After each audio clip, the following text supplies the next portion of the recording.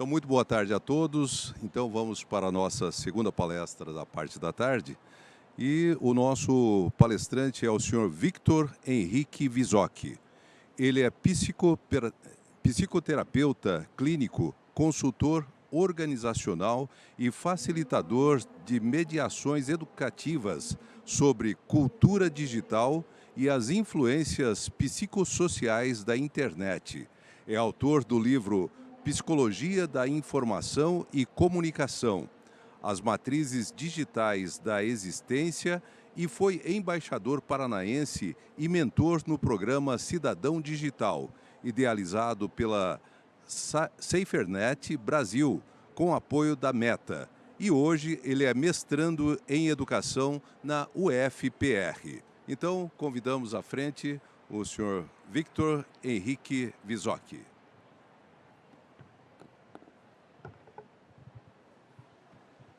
Olá, olá, consegue me ouvir? Os idiomas também, em inglês, em espanhol, francês, todos conseguem ouvir. Maravilha! Pessoal, primeiramente, boa tarde, espero que vocês tenham tido um ótimo almoço, vocês estejam super bem, voltando agora. Então eu vou falar sobre essas novas tecnologias, antigas práticas, inovação como princípio da educação e segurança digital. Eu vou começar pelo começo, falando um pouquinho sobre mim, mais especificamente, mais do que o título mesmo, né? Meu nome é Victor Vizocchi, sou psicólogo e desde que eu entrei na graduação de psicologia, eu me interessava em como que as tecnologias mexiam com como nós percebemos a realidade, como que nós percebemos a nós mesmos. Eu lembro de pequenininho mesmo, adolescente, perceber os meus amigos e como que, dependendo dos jogos que eles estavam jogando, dos conteúdos que eles consumiam, eles falavam coisas diferentes, eles falavam gírias diferentes, eles tinham sotaques diferentes também. Eu nasci, cresci, estou sempre aqui em Curitiba, e eles tinham sotaques paulistas, eu não entendia muito bem isso, mas eu sabia que tinha algo a ver com a psicologia. Então eu fui para a psicologia para pesquisar mais sobre isso, para entender como que as mídias, as tecnologias mexem com a nossa visão sobre nós mesmos e nossa visão de mundo também. Desde então, desde a minha formação, atuo como educador e palestrante em cultura e comportamento digital. E fiz algumas parcerias no meio do caminho, tal como com a SaferNet Brasil e a Meta. A SaferNet Brasil é uma organização que atua desde 2005 na proteção dos direitos de crianças e adolescências na internet. Então, desde que a internet era mato, estava lá a SaferNet cuidando das crianças e dos adolescentes. E eu entrei no Cidadão Digital cumprindo um desafio, que é como que eu posso falar não só de segurança digital, mas principalmente de segurança digital sem ser chato, sem parecer ali um tipo de discurso de super proteção ou de um cuidado exacerbado, principalmente para adolescentes e pré-adolescentes. E eu consegui ali propor alguns métodos, propor algumas mediações, e com isso eu entrei no Cidadão Digital em 2020, em plena pandemia, e foi assim incrível, de ponta a ponta. Inclusive nessa semana, aqui em Curitiba está acontecendo o Fórum da Internet no Brasil, e eu estava lá com uma publicação do Cidadão Digital falando sobre qual foi o valor da educação entre pares que a gente instalou ali no Cidadão Digital e impactou mais de 270 mil adolescentes entre 13 e 17 anos ao redor de todo o Brasil. Então é um projeto que eu tenho muito orgulho, eu estava lá desde o início, estava lá agora no final também. E também atuei como mentor no Educamídia, que é um programa feito pela Google e pelo Instituto Palavra Aberta. E também fui produtor de conteúdo no perfil Avalie e Não Seja Fake, que é do Departamento de Psicologia da UFPR, tem como objetivo o combate à desinformação. Mas, assim, mais importante que tudo isso são meus gatinhos. Eu gosto sempre de carregar as fotinhas deles comigo. Eu tenho a Blair, é a pretinha, e o Anakin é o pequenininho. Eu adoro eles. Toda vez que ao longo da pandemia e toda vez que eu atendo a eventos em casa, eles estão passando atrás, eles são coadjuvantes também, eles me ajudam a passar slides. E, enfim, mas estou falando isso por quê? Para dar um pouco do tom. Eu sei que está todo mundo voltando do almoço, todo mundo meio cansadinho, e a ideia é que a gente troque umas palavras, a gente converse, a gente construa conhecimentos de maneira coletiva sobre esses temas tão importantes relacionados à tecnologia, segurança e inovação. Então, são temas extremamente vastos. Eu queria poder aqui ficar falando por horas e horas e horas e horas e mostrar principalmente para vocês o quanto que eu fiz já de práticas com crianças de 8 a 10 anos, com pré-adolescentes até 13 anos, com adolescentes de 13 a 17 anos e com jovens também de 18 a 29 anos. Então, atuei muito nessa seara que é educação digital, segurança digital. Então, são temas vastos.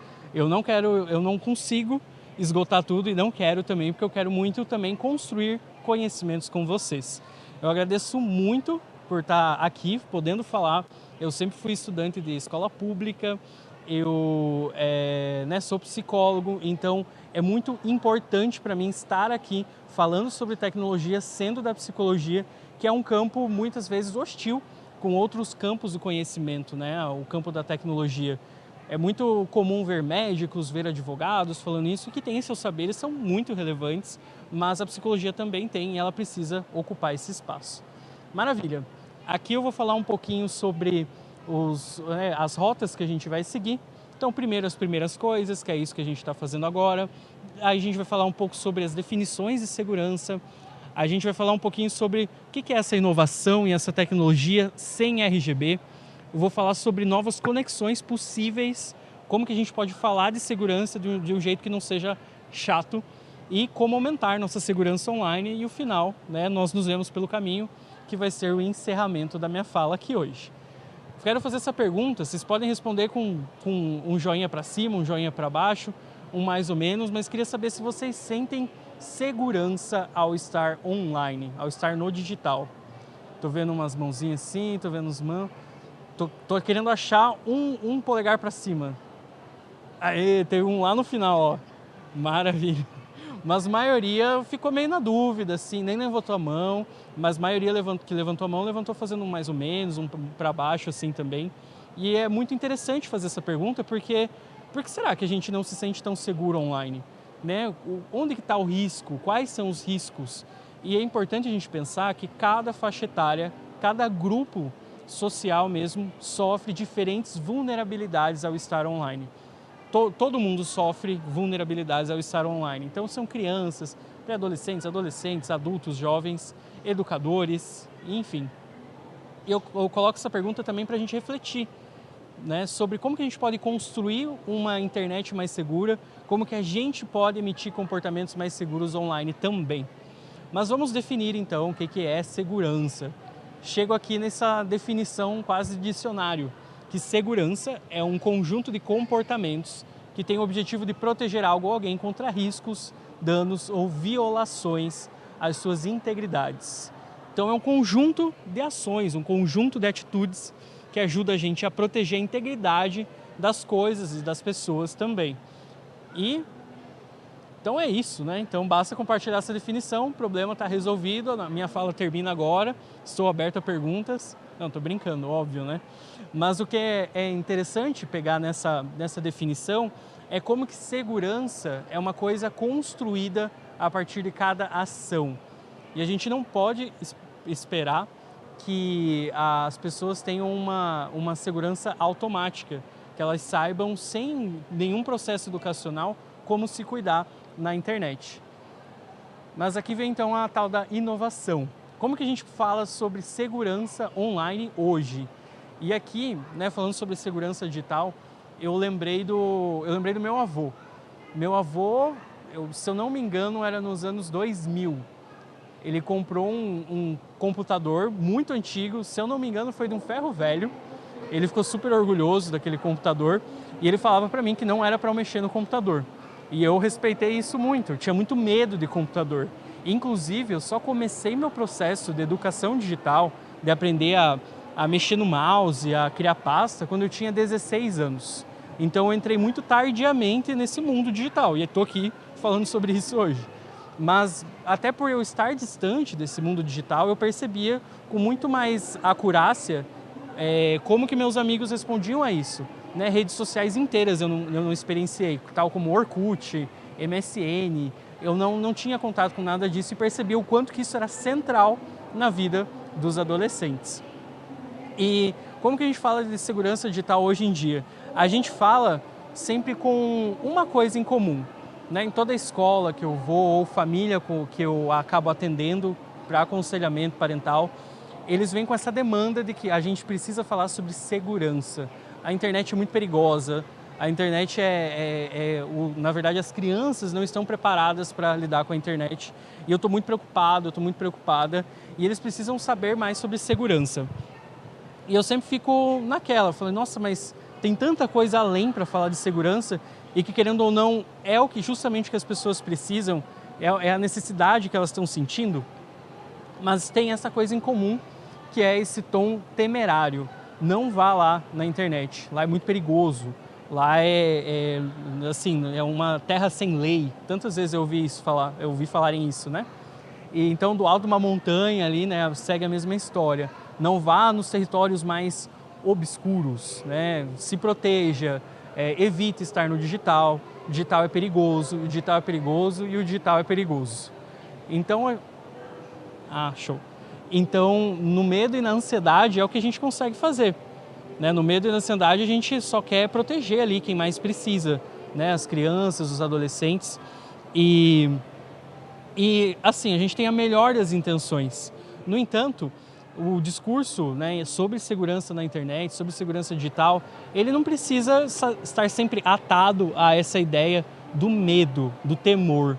A gente precisa superar esse tipo de discurso, a gente precisa inovar efetivamente, né? A gente precisa construir novas motivações para ensinar sobre segurança digital, entender segurança digital de uma maneira diferente. O temor não precisa ser o único caminho que a gente eventualmente tenha. A gente pode fazer melhor, então, do que continuar no mesmo lugar, né, de abraçar e tapar os olhos e ouvidos de quem mais precisa. A gente pode combater o medo com conhecimento.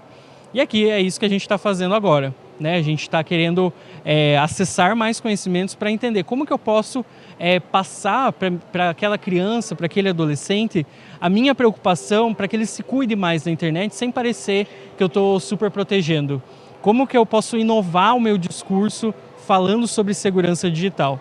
Isso começa com conhecimento. A gente precisa conhecer a internet de perto. A gente precisa conhecer os riscos, as potências da internet.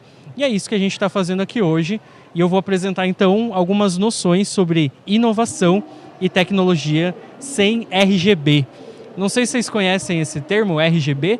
RGB são aquelas luzes que tem nos computadores gamers, né? Aquelas luzes que tem em teclado, em mouse, às vezes gabinete, né, do computador. E são essas luzes aqui mesmo, né? A verde, a vermelha e a azul.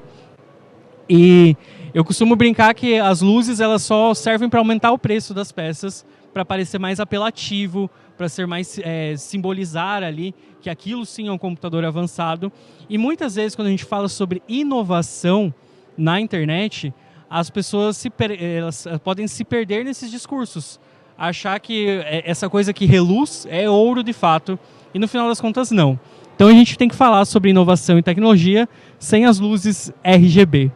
E eu vou começar apresentando para vocês algumas experiências mais recentes e que são tão importantes da gente desenvolver práticas de segurança quanto a própria internet por si só, né? As redes sociais digitais e os conteúdos, as plataformas. E aqui eu falo um pouquinho sobre as experiências digitais imersivas.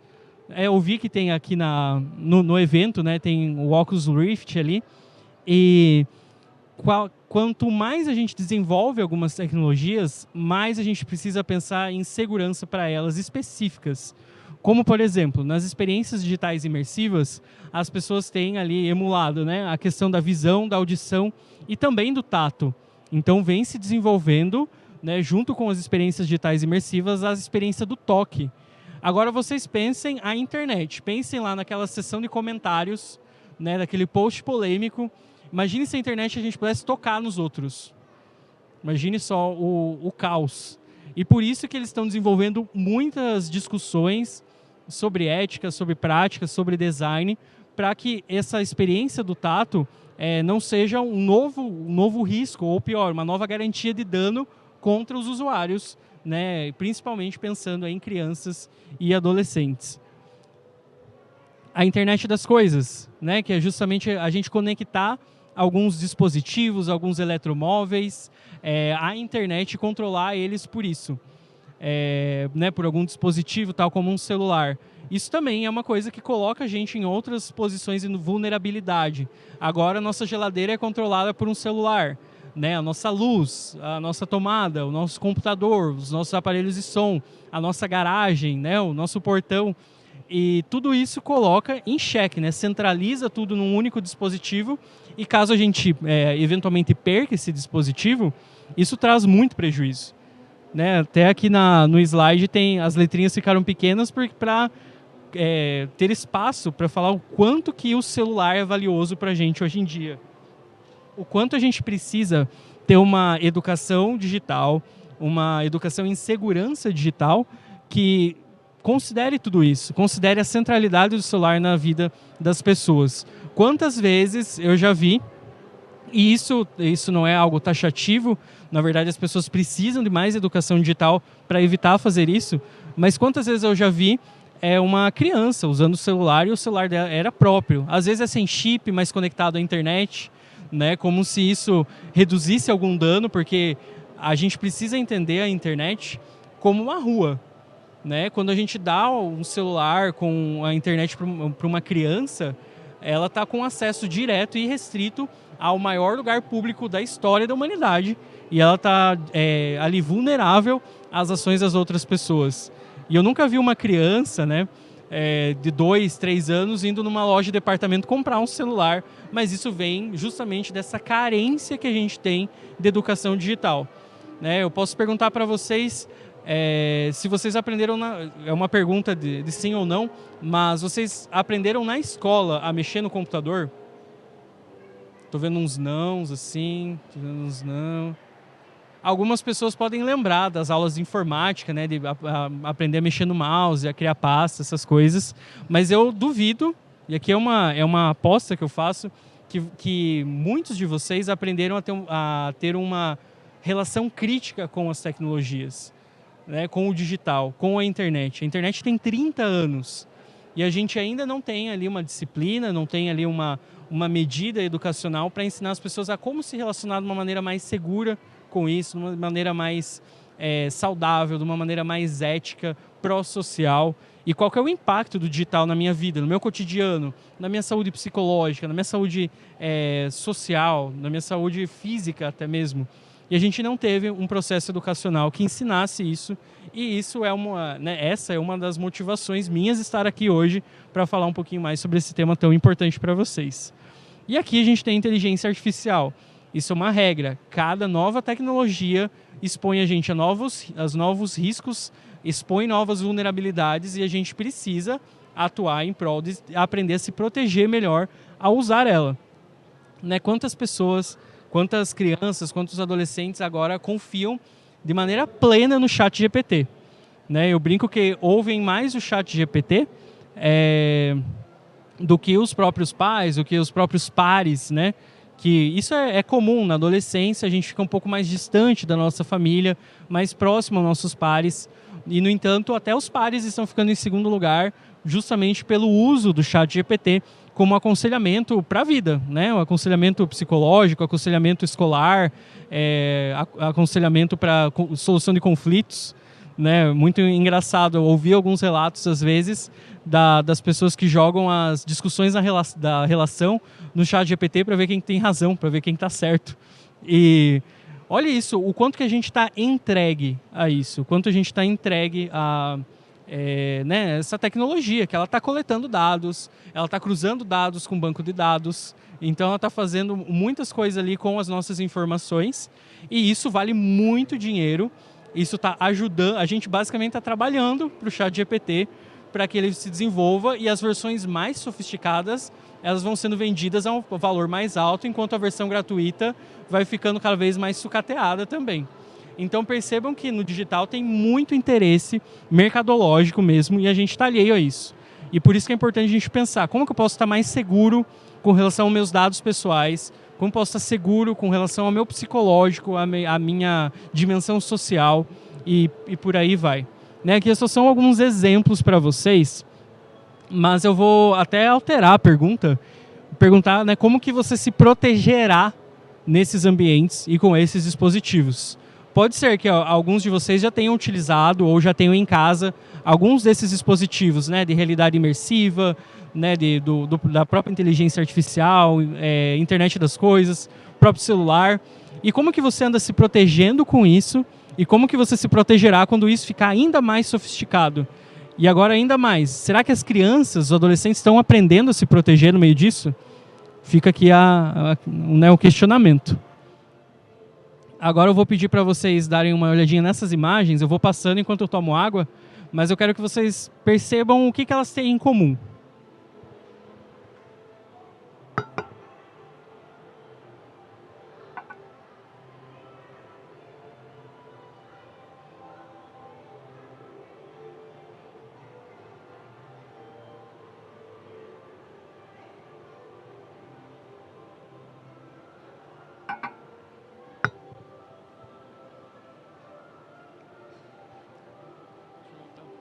Foi quase um túnel do tempo, né, de tecnologias da informação e comunicação. Né, é muito evidente que o que elas têm em comum é que são todas tecnologias. A pintura rupestre é um tipo de tecnologia, a forma de linguagem, né, por mais primitiva que seja, é um tipo de tecnologia. As cartas, os livros, né, os jornais, as vitrolas, o telefone. Olha só, às vezes eu mostro essa imagem desse telefone e as crianças ficam... Nossa, o que é isso? Né? É um terminal de micro-ondas, não sei, né? Tem aqui a televisão, um computador, um celular da mais alta geração, né? E isso daqui que a gente está mais acostumado a entender como digital, entender como tecnologia. Mas o fato é que tudo isso são exemplos de tecnologia e a cada nova tecnologia houve novos desafios, houve novas resistências também, né, contra elas. Por exemplo, os livros e as cartas, nos tempos em que essa era a face da inovação, era muito dito que isso era coisa de jovem, isso era coisa de gente nova, porque a gente aprende só com base no diálogo com os anciões. E as cartas afastavam as pessoas, porque agora ninguém mais queria se ver pessoalmente. E é muito interessante ver como que isso ecoa nos tempos atuais. Então é importante só recuperar isso. Tudo são tecnologias, mais especificamente, tecnologias da informação e comunicação. Então, desde a primeira tocha, desde o primeiro grunhido, o nosso caminho está entrelaçado com tecnologias. E agora, vou só dar um parênteses sobre inovação. A gente vê muitas palestras, a gente vê muito conteúdo sobre inovação. Porque agora não são mais necessários professores, e às vezes isso, inclusive, né, se torna realidade com base em políticas públicas. Mas a gente vê muito essa ideia da inovação como uma expulsão, né, como um descarte do antigo. Não, para a educação respirar, ela precisa de inovação, então precisa jogar tudo fora.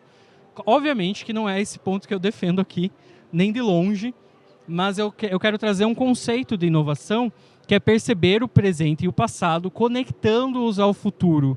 O que a gente já faz de bom, né, pensando na educação?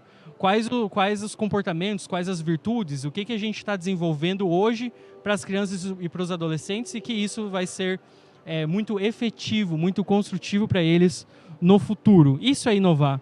Inovar, eu brinco muito, que é ouvir uma música, né, clássica e tentar misturar com um gênero que é atual. Isso é inovação. Inovação, então, é um ímpeto criativo de percepção e remixagem, né, e mistura. E aqui, então, eu vou falar como que a gente consegue falar de segurança, que é uma necessidade básica humana, e de uma maneira inovativa, de uma maneira que conecte com o digital. Então, só recuperando, inovação e tecnologia envolvem, né, reorganizar o que já está posto, nada é criado do zero, tudo é uma remixagem, e a gente precisa, então, entender que o que é antiquado tem um valor, o que é novidade, o que é uma nova remixagem também tem valor, e como que a gente consegue conciliar essas duas vertentes mesmo. E agora, só recuperando os últimos slides que eu mostrei ali das várias tecnologias da informação e comunicação, o que há em comum entre elas é justamente a humanidade, né? E aqui é um ponto central. Eu falei muito sobre medo. Eu falei da minha própria trajetória pessoal, como eu tinha medo do digital, tinha medo de computador, Eu tinha a impressão que se eu apertasse o botão de ligar ali, ia explodir tudo, né? Eu tinha muito receio mesmo. E diante de todo esse medo, na hora de falar sobre o digital, é importante a gente perceber que o digital e as tecnologias são humanas também, né? A humanidade sempre utilizou um raciocínio tecnológico de solução de problemas para lidar com suas necessidades, sejam elas existenciais, coletivas ou individuais. E aqui eu queria trazer para vocês sobre como que o digital ele não se resume a cabos e telas, né? No digital, tudo que a gente vê na internet foi feito por uma pessoa. O celular que está na sua mão, a matéria-prima, ela foi extraída por pessoas, ele foi montado por pessoas, ele foi desenhado por pessoas, ele teve todo um processo de transporte, né, de logística para chegar até você. E tudo que você vê na tela ligada também é produzido por pessoas. Às vezes a gente pode pensar, mas e a inteligência artificial?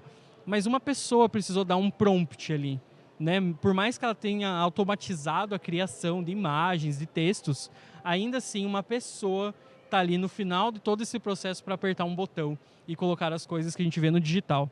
E isso ajuda a gente a não ter esse medo quase que transcendental da internet, do digital.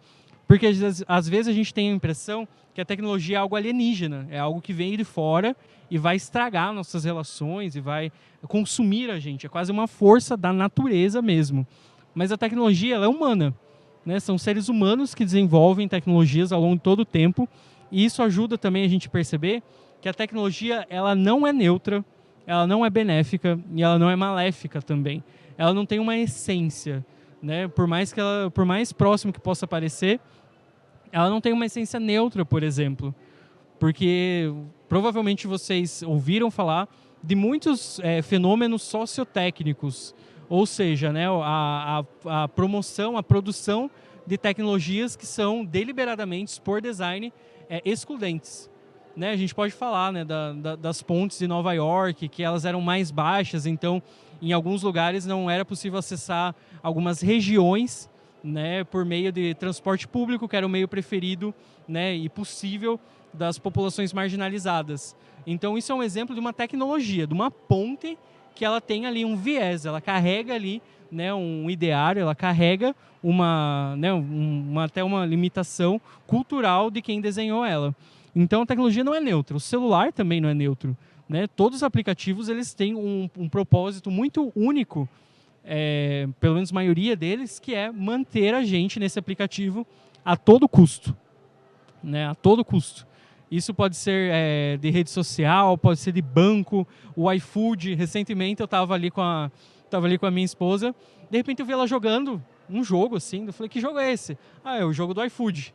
Né? Então, percebam como há toda uma arquitetura que deixa a gente vulnerável. É uma arquitetura que é preciosamente, delicadamente desenhada para manter mais as pessoas ali, até quando o aplicativo ele não é tão relevante de ser utilizado por tempos contínuos, como o próprio Instagram.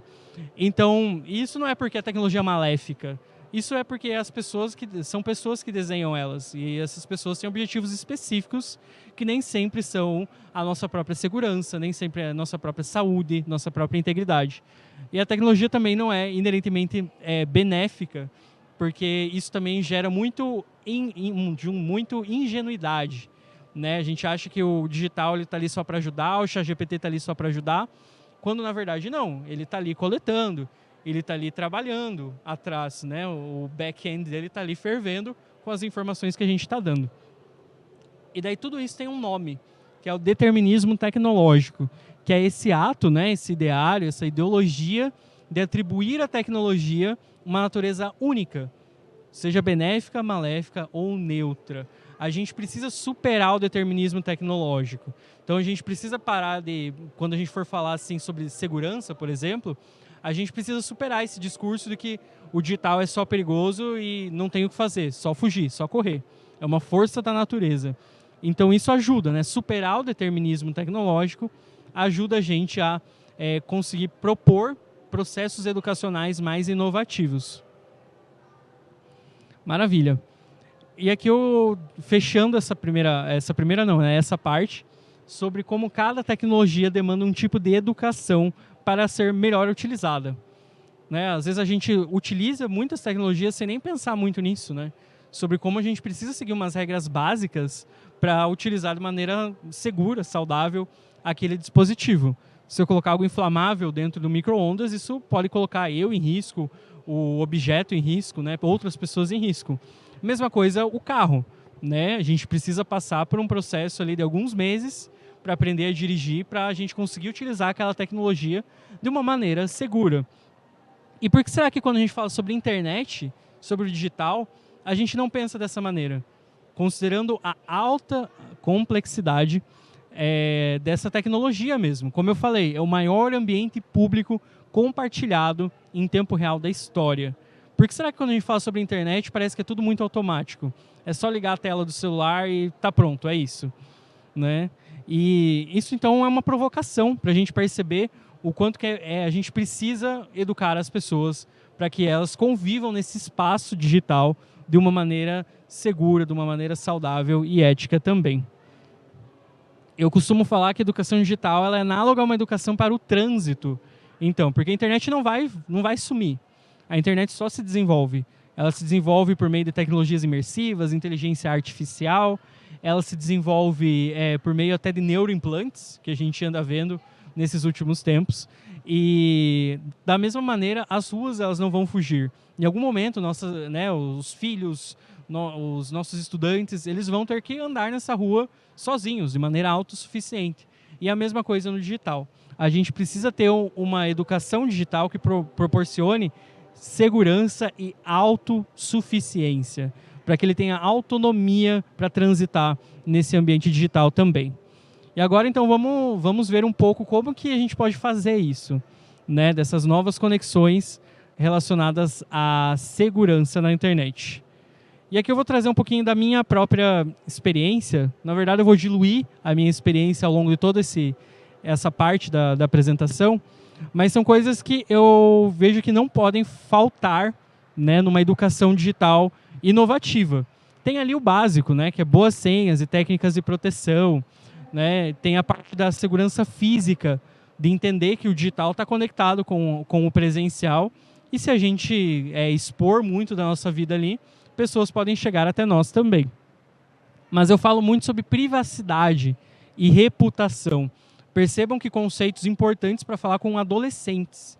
Né, adolescentes estão nessa fase da criação da identidade, de participar de determinados grupos, e como que a privacidade e a reputação são conceitos valiosos para eles. E eu trabalho, então, segurança por meio desses atalhos. Né? Falo também sobre combate a mecanismos de vigilância. É muito engraçado quando eu falo sobre cookies, quando eu falo sobre rastros digitais, e eles percebem que mesmo as abas anônimas, elas coletam informações sobre a gente, sobre o nosso uso. Né? E eles ficam, caramba, como assim? E só explicando também um pouco melhor sobre essa minha experiência. Eu comentei ali no começo que eu sou educador, né, em comportamento e cultura digital, e eu trabalho muito, já trabalhei, né, com crianças, ali antes dos 10 anos, e sempre trazendo, né, com crianças, com adolescentes, com pré-adolescentes, com idosos, com adultos, educadores, familiares. Falei até rápido demais agora. Então tem muitas experiências que seria muito legal de eu compartilhar em detalhe aqui com vocês, mas fiquem à vontade também para falar comigo depois daqui ou em algum outro momento pelas minhas redes sociais para eu falar sobre os experimentos que eu faço, né? Posso falar um pouquinho sobre o Recanto, que atualmente eu atuo como diretor de educação, e ali a gente tem um método inovativo baseado em narrativa e gamificação. Basicamente, as crianças numa sala de aula ali, elas estão a bordo de uma nave que ela consegue transitar entre o digital e o presencial. E eles vão nessas viagens descobrindo coisas, enfrentando vilões que atacam no digital, tais como a ansiedade, a comparação, a preguiça, o vício, entre aspas, também. E eles vão também sendo ajudados por heróis, como responsabilidade, autoestima, paciência. Então, é um método de educação que aproveita da linguagem das crianças, dos adolescentes, para instituir ali, né, colocar em roda, em construção, conhecimentos muito valiosos sobre o digital. Então, só recuperando aqui, né, falar sobre segurança digital de uma maneira inovativa não é transmitir medo, não é indicar que basta só se afastar do digital, né? O mito do detox, né? Ah, se você sair da internet está tudo resolvido. E não, né? Acho que também isso é muito acessível a pessoas que têm condições socioeconômicas de não precisar ficar só nas telas, nos finais de semana, nos dias de semana. Então a gente precisa olhar de uma maneira mais integral isso também.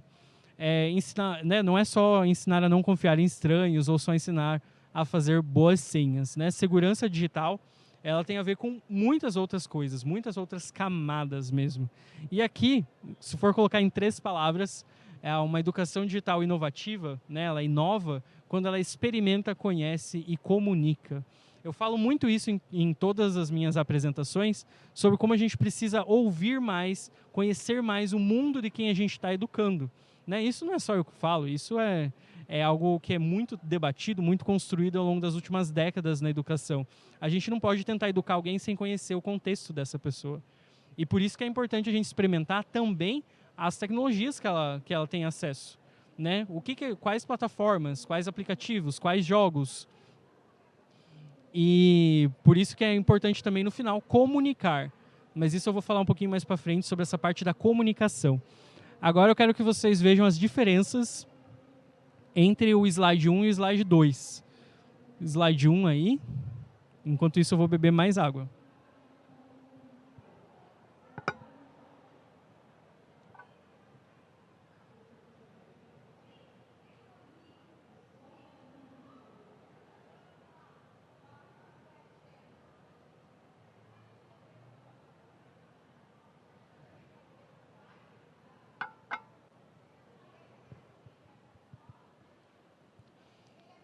Então percebam que, obviamente, tem uma diferença muito expressiva e aqui é uma diferença de comunicação. Como que eu abordo a segurança online? Né? Como que eu abordo de uma maneira que não se comunica com as crianças, com os adolescentes, com os jovens, com a gente no geral, né? E uma forma que se comunica, que aproveita de alguns conceitos básicos, de apresentar a segurança como uma oportunidade de acolhimento, da gente ouvir aquela criança, aquele adolescente, como que você se sente vulnerável, no que você já se sentiu vulnerável, quando que você acha que você passou por algum risco, né? Quando que você já teve algum dano na sua segurança, passar a segurança como uma forma de autocuidado, né? Cuida de você, né? Não deixe que passem a perna em você, né? Se fortaleça, se empodere nesse espaço. A ideia de passar a segurança como uma forma de empoderamento é muito valiosa. E isso acessa muito mais fácil o engajamento, principalmente de adolescentes, pré-adolescentes. Vender a ideia da segurança como autonomia, né? Como essa coisa da nutrição ao invés da restrição. Do que você pode fazer e como que você pode fazer de uma maneira segura, forte, né? Sem nenhum risco. E passar também a parte da segurança como uma forma de saúde. Porque o digital ele não afeta simplesmente a dimensão física, não é? O nosso risco que a gente passa no digital não é só um risco físico, é um risco psicológico também. Né? A gente passa por vulnerabilidades psicológicas extremas, seja em contato com alguns conteúdos difíceis ou violentos ou gráficos, seja em contato com influenciadores que às vezes colocam algumas ideias ali para a gente que a gente acaba se questionando ou não se sentindo mais seguro com a nossa própria imagem, com a nossa própria vida, com o nosso próprio círculo social. E por isso que é importante passar segurança por meio desses conceitos, né? Do autoconhecimento também, a parte da privacidade, que eu já comentei bastante. E esse é um dos princípios, inclusive, da educação midiática, né? Que é justamente utilizar linguagens da internet para o ensino de habilidades benéficas ao futuro, né, de todas as pessoas. E aqui eu retomo aquele exemplo que eu dei da narrativa que eu crio junto com o recanto ali. A gente utiliza muito uma linguagem que é de jogos digitais. Né? Isso até na parte visual é aparente. Né? A parte dos elementos de jogos. Eles efetivamente acabam gostando tanto da experiência que eles começam a gostar de estudar, de aprender mais sobre isso. Eles ficam mais sensíveis a isso nessa vivência. E quão importante é isso? Porque eu citei algumas tecnologias das quais a gente pode sofrer algumas vulnerabilidades ao utilizar, tais como o carro, micro-ondas, o próprio elevador, né? Se a gente ficar se jogando contra as paredes, isso pode trazer danos ao elevador e a gente mesmo. mas o fato da internet é que ela está com a gente o tempo todo, né? O tempo de exposição é muito alto. Por isso que a gente está muito mais vulnerável e por isso que a gente precisa aprender sobre segurança de uma maneira que engaje a gente, né? Com uma linguagem que engaje a gente. E a gente precisa conhecer, então, as crianças e adolescentes para justamente fornecer essa educação mais engajadora. E aqui eu vou apresentar uns exemplos dos slides que eu monto, agora especificamente no Cidadão Digital, que é o programa da SaferNet da Meta ali. E podem perceber que no visual mesmo, essa coisa colorida, né, o GIF ali, ele obviamente na apresentação original ele fica mexendo. A linguagem, a própria linguagem, ela é simplificada.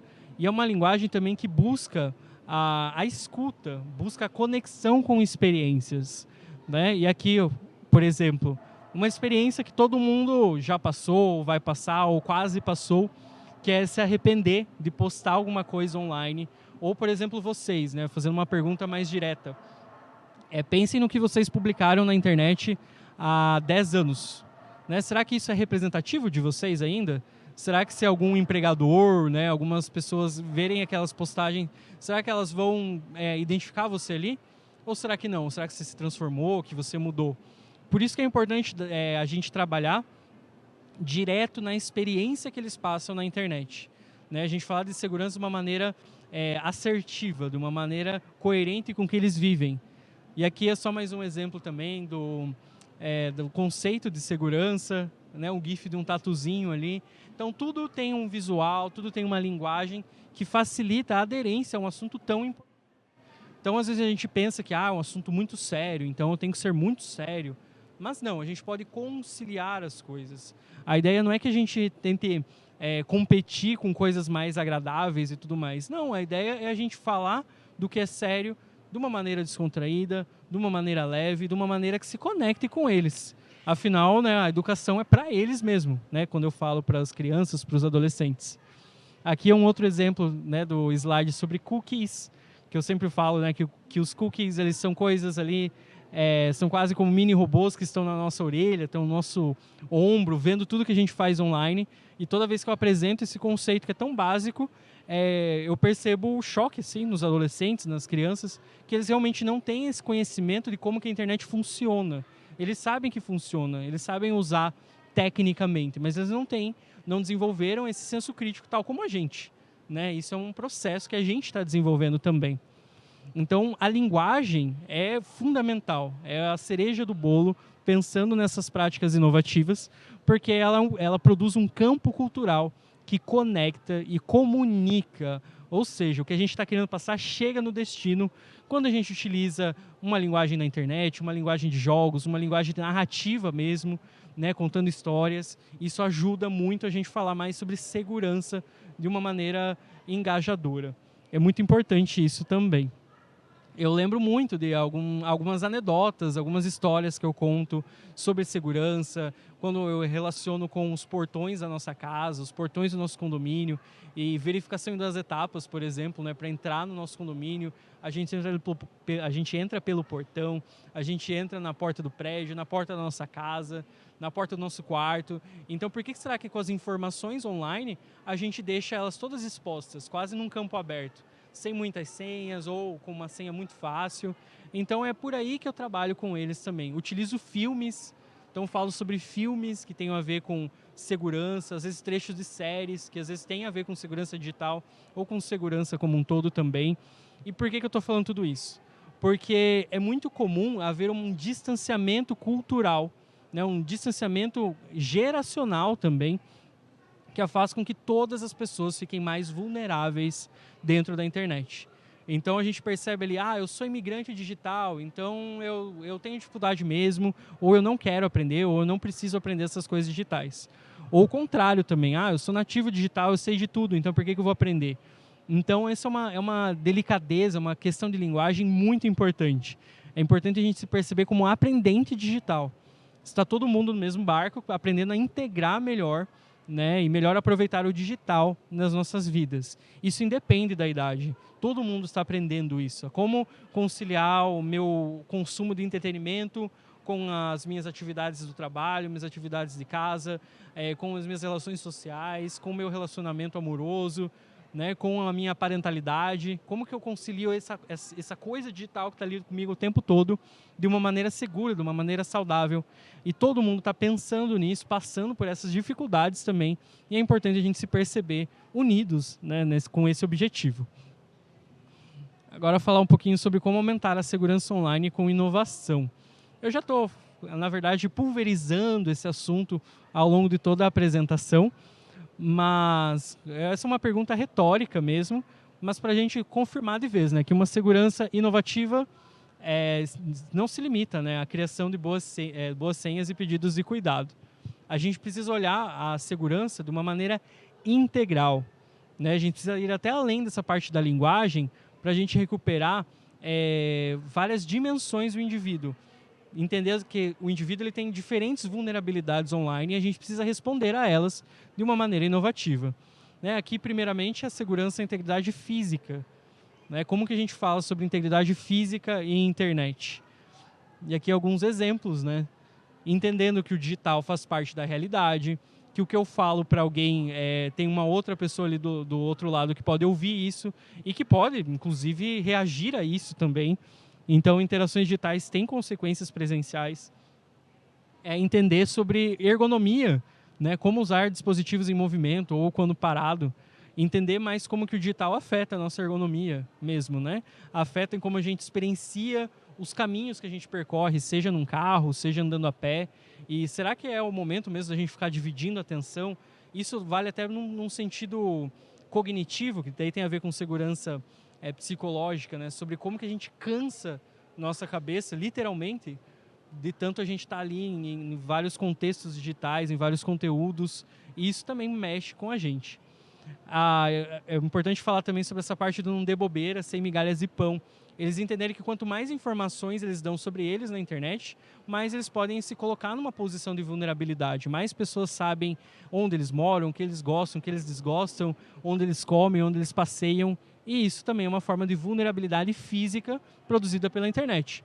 E nem todos cuidam dos seus corpos da mesma maneira. Isso tem a ver com a parte dos desafios, né? Então, a gente vê ali pessoas fazendo alguns desafios, os famosos desafios da internet. E é importante aprender também, né? E ensinar para as crianças e para os adolescentes que tem pessoas que não vão se cuidar de uma maneira legal. Nem tudo que está na internet é acessível para ela e deve ser acessível, deve ser quisto por ela também, porque cada pessoa pode cuidar do seu corpo de maneiras diferentes e às vezes se colocar em vulnerabilidade no meio disso. Aqui a parte da segurança e integridade psicológica, então, né? Que daí tem a ver com como que os conteúdos da internet afetam a minha integridade psicológica. Né? Será que de tanto eu ver esse vídeo, né, sobre violência gráfica ou às vezes sobre uma condição difícil que está acontecendo no mundo, será que isso me faz bem o tempo todo? E será que tem um limite que eu consigo me manter informado sem eu precisar me afundar em algumas notícias, né, em alguns tipos de conteúdo? Isso afeta a nossa saúde psicológica, isso afeta a nossa segurança psicológica. Importante também perceber que cada conteúdo desperta ou movimenta emoções. Isso é batata quando a gente está falando na internet, sobre como que cada conteúdo ali traz ali uma emoção. Principalmente, por exemplo, no TikTok, no Reels, no Shorts, como a cada 15 segundos a gente sente uma emoção diferente. Isso esgaça o nosso elástico emocional, né? Puxa de um lado, puxa do outro lado. E quando a gente vai ver, a gente está esgotado emocionalmente, psicologicamente, porque a gente se colocou nessa condição de vulnerabilidade ao navegar na internet.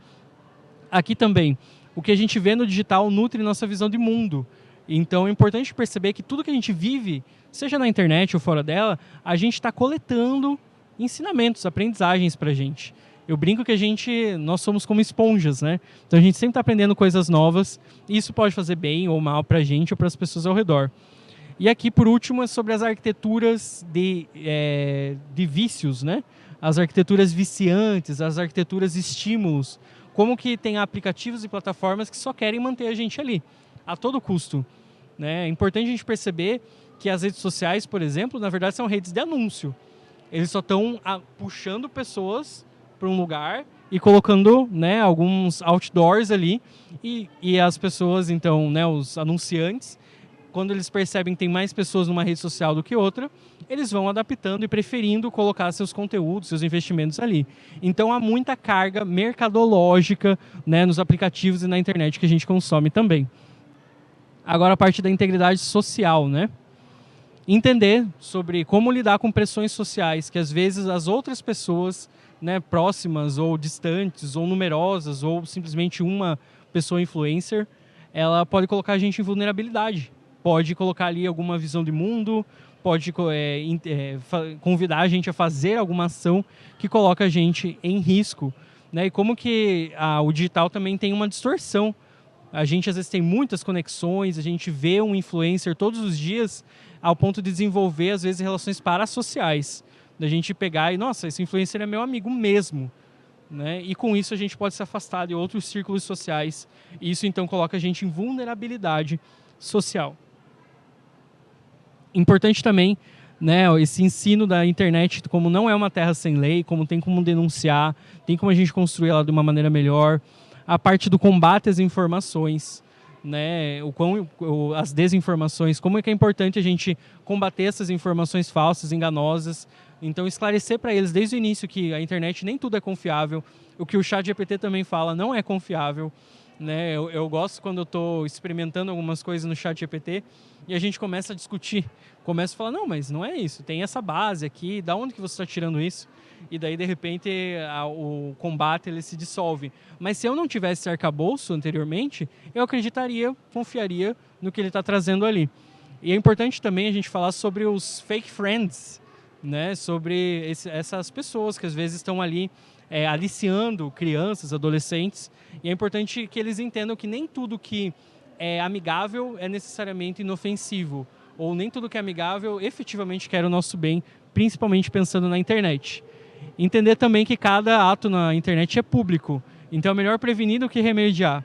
Então antes de postar algo que a gente acha que possa repercutir mal, ou postar algo que a gente não pensou muito bem se aquela é a nossa efetiva perspectiva, nossa efetiva opinião, melhor prevenir do que remediar. A gente não colocar nesse espaço público, né? Cada postagem é como se fosse um grito no meio de uma praça. E é importante a gente ver a internet dessa maneira mesmo.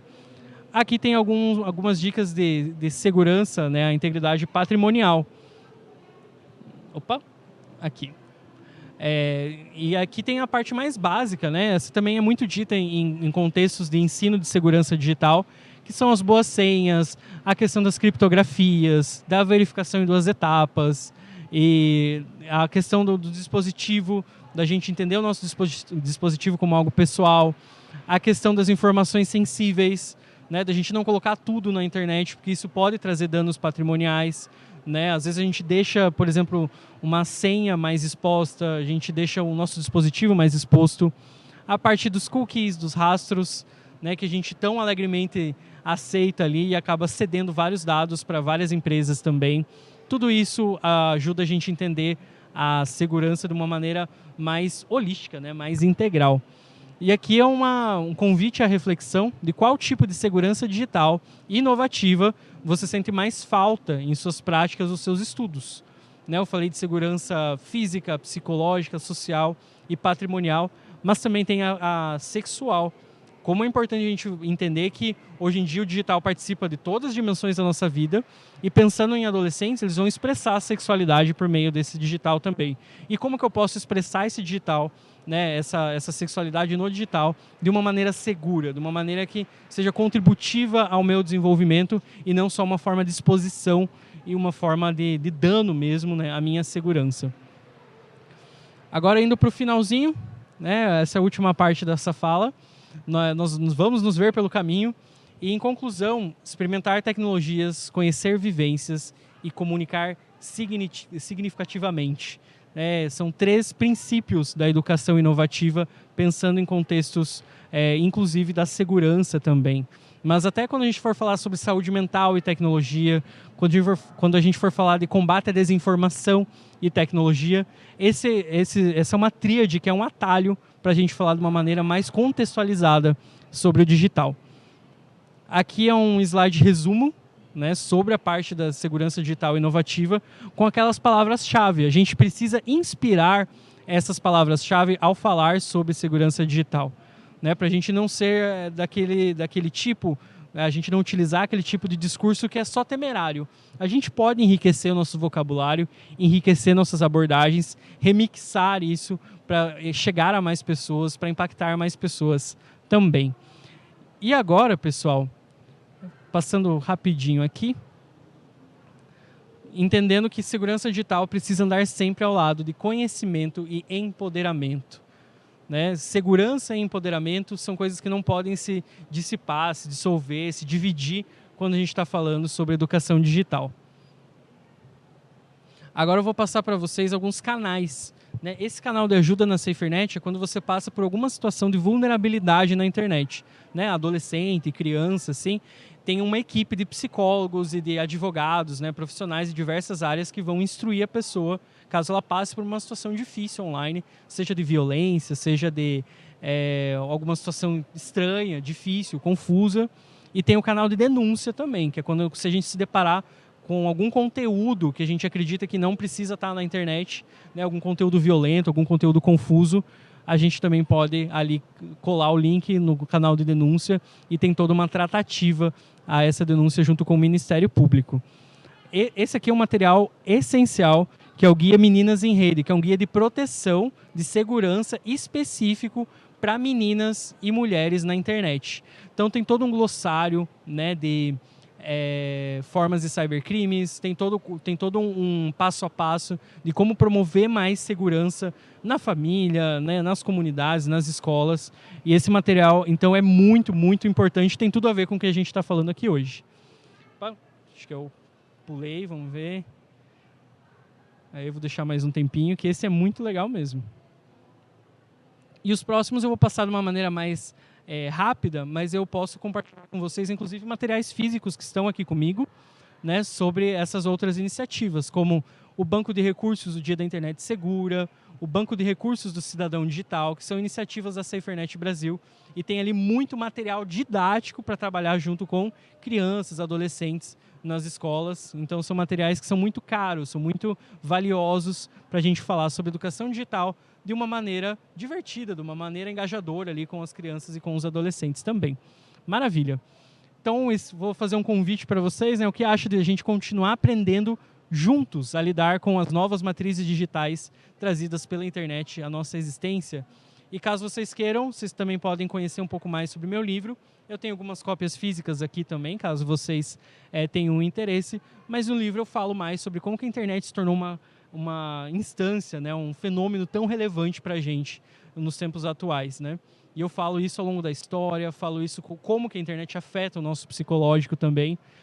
Está tudo lá nesse livro, né, de uma maneira muito mais minuciosa do que eu consigo falar aqui em uma hora. Maravilha. Passo também meus contatos.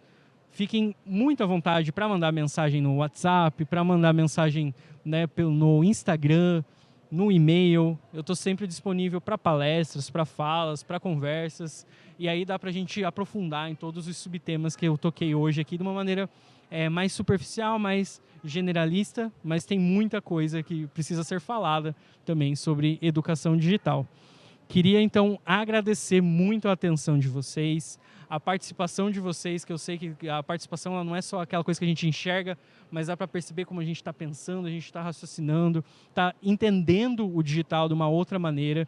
Então, agradeço muito mesmo vocês por eu ter tido essa oportunidade aqui de falar com vocês e fiquem à vontade para trazer algumas perguntas que eu vou estar disponível para responder também. E essa foi minha contribuição ao evento.